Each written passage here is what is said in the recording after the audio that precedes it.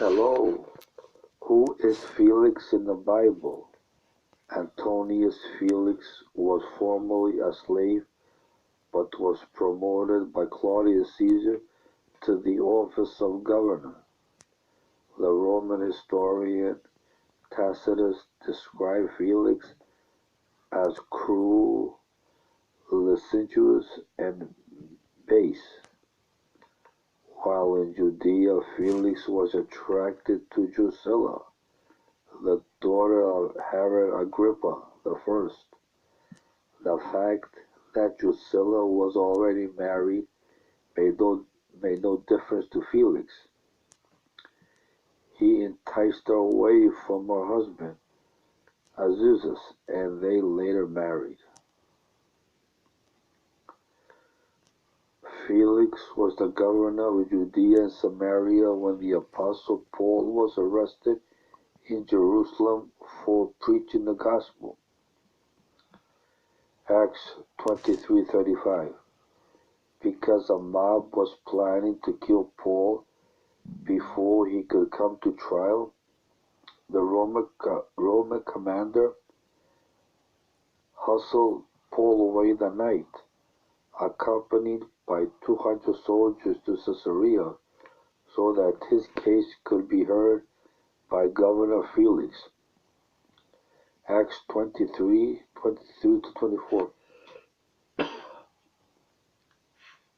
When Paul arrived in Caesarea, Felix the governor read an explanatory letter from the Roman commander who had sent Paul there, asked what province Paul was from, and then postponed his hearing until Paul's accusers could be present. Acts 23:33-35. 5 days later, a company arrived. It included Ananias, the high priest, some Jewish elders, and a hired lawyer named Tertullus. Once the proceedings had begun, Tertullus and the Jewish leaders accused Paul of being a troublemaker who had attempted to desecrate the temple. Acts 24:5-6. Given his turn to speak, Paul politely denied the charges against him. He also pointed out that his actual accusers, Jews from Asia, were not present, and that he had not been found guilty of any crime before the Sanhedrin in Jerusalem.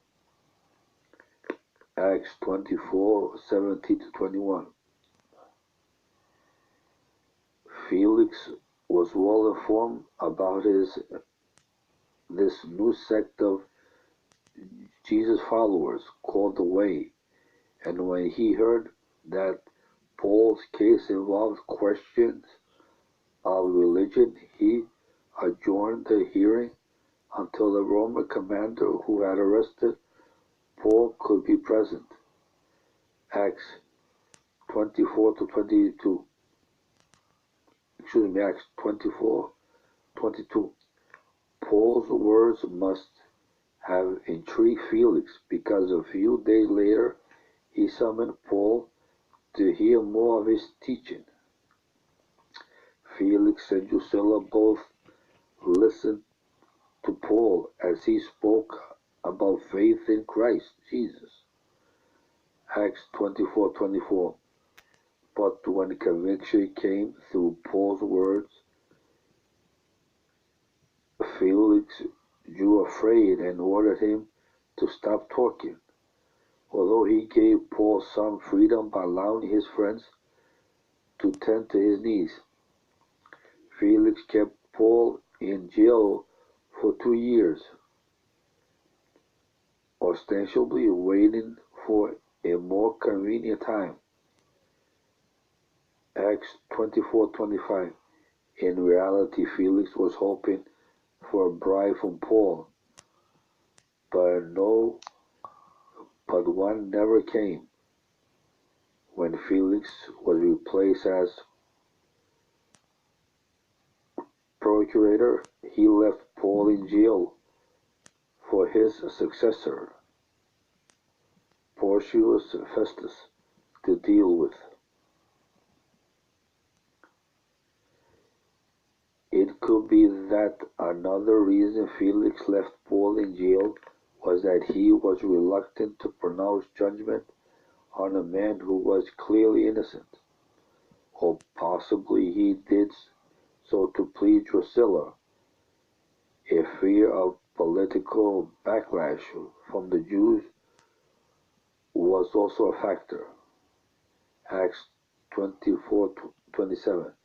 Upon his loss of the governorship, Felix was summoned to Rome, where certain of his former Jewish subjects accused him of cruelty and corruption. Felix was found guilty, but was spared the death penalty.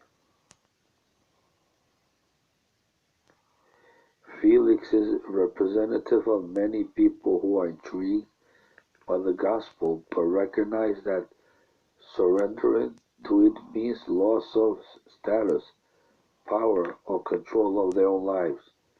Like Felix, many know on a deep level that they are hearing is truth, yet their stubborn pride refuse to accept it. Judas Iscariot may have been one of those people.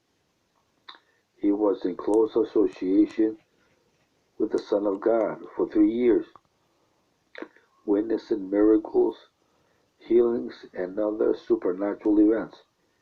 Yet in the end he chose to walk away. Mere exposure to truth does not necessarily enlighten the heart, and Felix is a good example of that. Thank you.